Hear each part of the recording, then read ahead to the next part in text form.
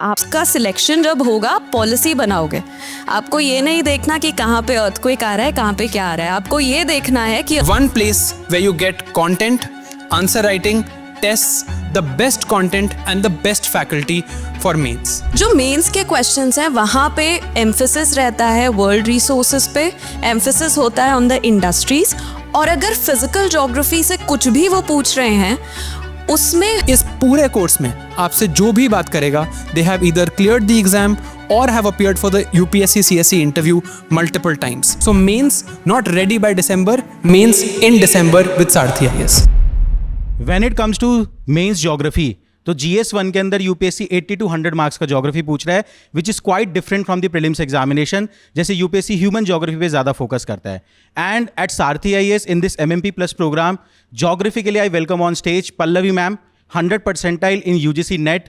Please welcome Pallavi ma'am for the geography.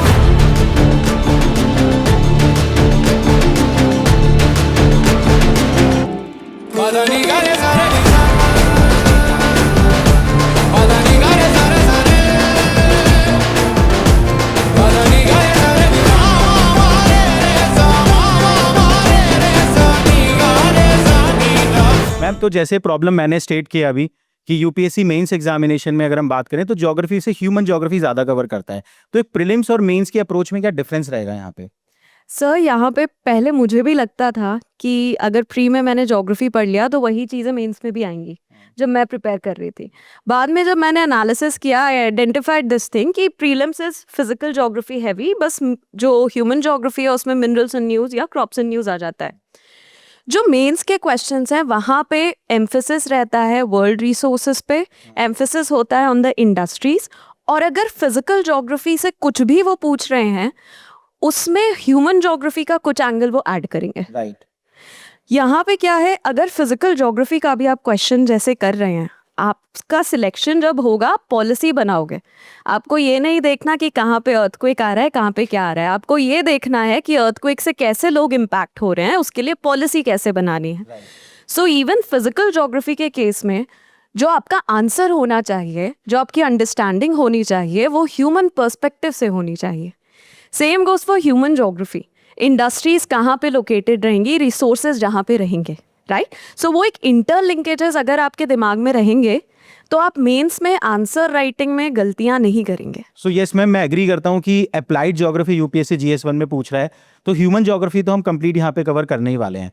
But what about the physical geography? Does it mean कि हम MMP plus में physical geography नहीं cover करेंगे?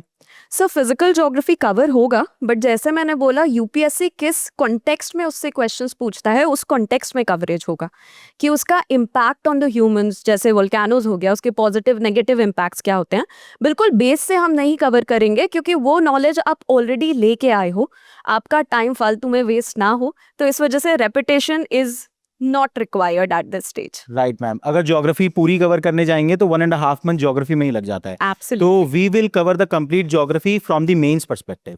Alright, thank you ma'am. Thank you so much sir. The reason behind the success of this program is academic pedagogy that we use to prepare for the mains examination. तो मैं Shivin sir से ही पूछता हूँ कि इस पूरे MMP plus programme में क्या स्ट्रक्चर रहने वाला है? सर एक्चुअली मेंस की प्रिपरेशन में 3 स्टेप्स हैं and the second step is the one that people miss the most. The first one is content. देखो, अगर कंटेंट अच्छा नहीं है, GS1, GS2, GS3, GS4 ऐसे में अगर मैंने अच्छा कंटेंट पढ़ा ही नहीं है तो मैं अच्छे आंसर्स लिखूंगा ही नहीं। The idea here is that my content needs to be top notch. इस लेवल का कंटेंट कि क्वेश्चंस चाहे कितने भी टफ हो जाएं, मेरे पास उससे अच्छे आंसर्स निकले। And that is the first step. और वो आप हमारी फैकल्टी के थ्रू एंड आप हमारे रिजल्ट्स के थ्रू देख सकते हो कि हाँ यार, content that is being provided to me is the best content in the market. And when we say the best content, what we mean is कि देखिए, जब आप मेंस लिखने जाते हैं तो मोस्टली आप प्रीलिम्स के कंटेंट से मेंस लिखने की कोशिश करते हैं। To give you the simplest example is the Laxmikanth book. अगर आप लक्ष्मीकांत पढ़ के GS2 लिखने की कोशिश करेंगे तो अच्छा आंसर नहीं लिख पाएंगे। यहाँ पे हमारा बेस्ट कंटेंट से यही मीनिंग है कि main centric content for GS1, GS2, GS3 and essay we will provide to you. Simple idea is, अगर आपको किसी भी कंटेंट को जज करना है, आप उस कंटेंट बुक को उठा के प्रीवियस ईयर क्वेश्चंस को देख लो। 13 साल से यूपीएससी का सिलेबस सेम है। अगर वो सारे क्वेश्चंस उस कंटेंट से आंसर हो रहे हैं तभी वो अच्छा कंटेंट है। Now let me come to the second step sir. Sir content तो आपने पढ़ लिया, चलो आपको मिल गया या यू हैव रेड इट, उसके बाद टेस्ट लिखने में एक गैप आता है. Just reading something and then putting it on paper becomes difficult. 3 घंटे का टेस्ट है, 20 क्वेश्चन है, एक क्वेश्चन के लिए 7 मिनट्स है मेरे पास.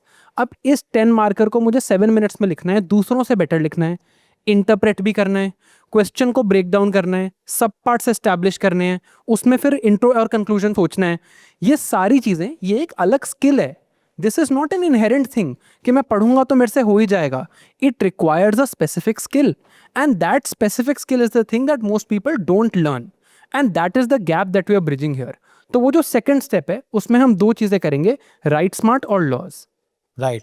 एंड जो गैप की आपने बात करी, अगर हम मार्केट में देखें मेंस एग्जामिनेशन की प्रिपरेशन के लिए what people used to do, maybe content कहीं से कर लिया, इधर उधर से गैदर कर लिया, कंटेंट के बाद सीधा वो टेस्ट सीरीज लिखने चले जाते हैं, है ना. इस मॉडल में सबसे बड़ी प्रॉब्लम हमें क्या लगती है, आप खुद सोचो, एक स्पेशलाइज स्किल है, उस स्पेशलाइज स्किल को आपको सिखाए बिना डायरेक्टली आपको 20 क्वेश्चन मिल रहे हैं टेस्ट सीरीज में और आपसे बोला जा रहा है कंटेंट पढ़ के सीधा आप आंसर लिखो. इस मॉडल में क्या निकल के आता था कि स्टार्टिंग के 4-5 टेस्ट तो आप खाली छोड़ के आते थे 2-3 क्वेश्चन लिखने के बाद, और डिस्करेज होके मेंस टेस्ट सीरीज पूरी कंप्लीट भी नहीं करते थे. तो उसी प्रॉब्लम को सेकंड स्टेप में हम सॉल्व कर रहे हैं, जहां पे कि 2 लेयर्ड आंसर राइटिंग हम आपको सिखाने वाले हैं. I think sir it can be very well analysed with a game of cricket. Right, आप पढ़ सकते हो क्रिकेट की थ्योरी, बट पहले आपको नेट्स में प्रैक्टिस करनी पड़ेगी before you go and bat on the real ground. Right, and that is the step here. तो उसमें हम 2 चीज़ें करते हैं. पहले मैं राइट स्मार्ट की बात करता हूँ. देखो यार, हमें क्वेश्चंस की प्रैक्टिस करनी है और हमें ऐसे प्रैक्टिस करनी है कि हमें यूपीएससी लेवल के क्वेश्चंस मिल जाएं, बट एक बारी में 20 क्वेश्चन नहीं चाहिए. आराम आराम से एक एक क्वेश्चन को देखे कि अच्छा यार इसमें क्या लिखना था, इसको ब्रेक डाउन कैसे करना था, धीरे धीरे करना है.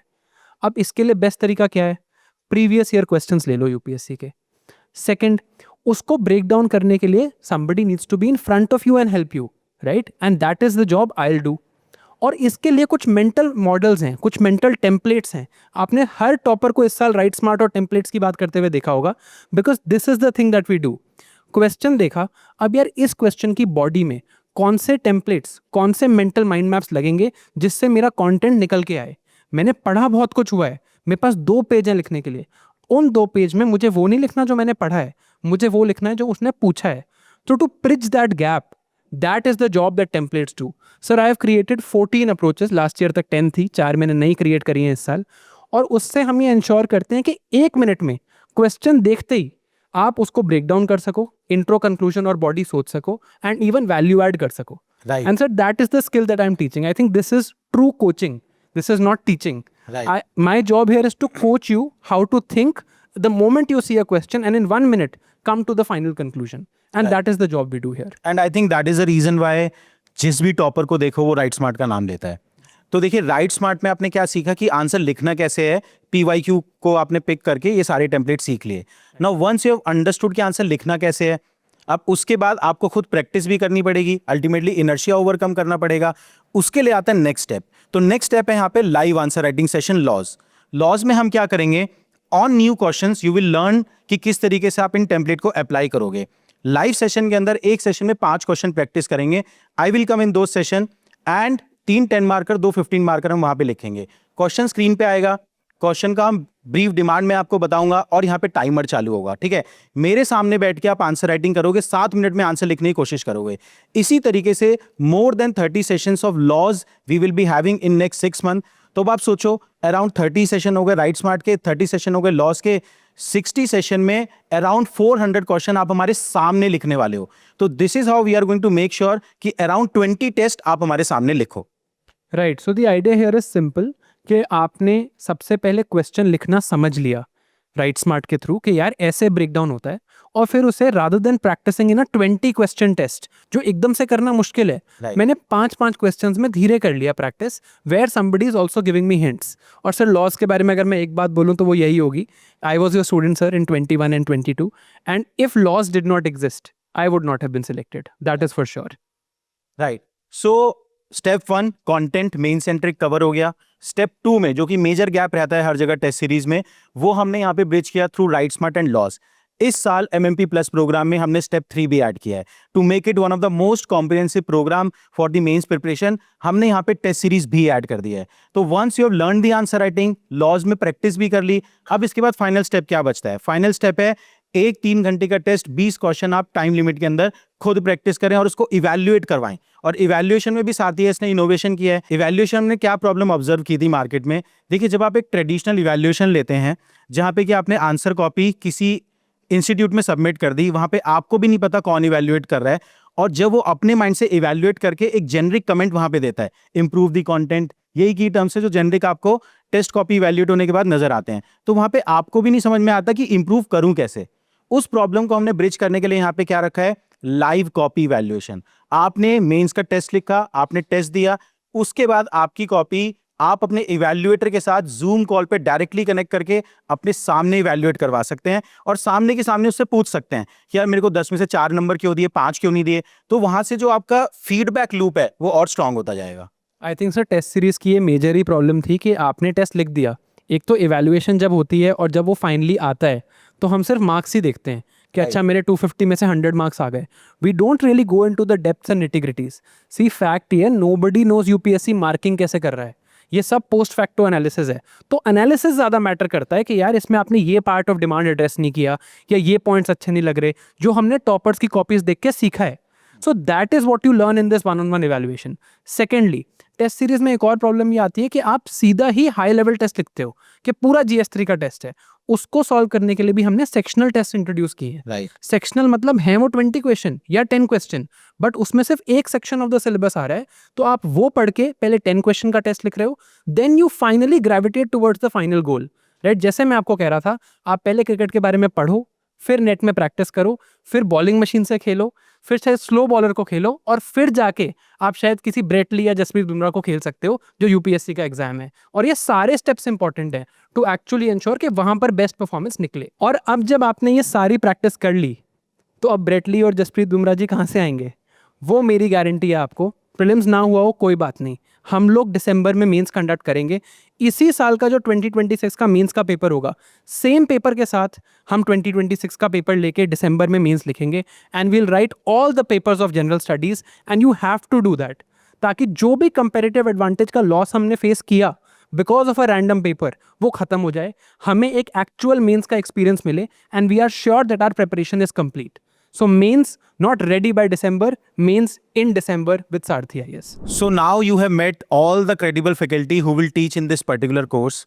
और आपने ये भी समझ लिया कि क्या एकेडमिक अप्रोच हम लेने वाले हैं, 3 स्टेप अप्रोच, जहाँ पे कि पहले हम कंटेंट कवर करेंगे, फिर आंसर राइटिंग सीखेंगे राइट स्मार्ट और लॉज में, और फिर उसके बाद हम टेस्ट सीरीज लिखेंगे। तो यू मस्ट हैव नोटिस कि दिस ईयर MMP प्लस में हमने कुछ न्यू फीचर्स ऐड करे हैं। तो यहाँ पे एक बार मैं डिटेल में आपको सारे फीचर्स दोबारा से बता देता हूँ, और उनका कंपैटिटिव एनालिसिस भी मैं आपको दे देता हूँ कि विच बैच या which version you should join. So this year we are offering you 3 version of the MMP plus programme. One is base version, second is pro, and third is prime.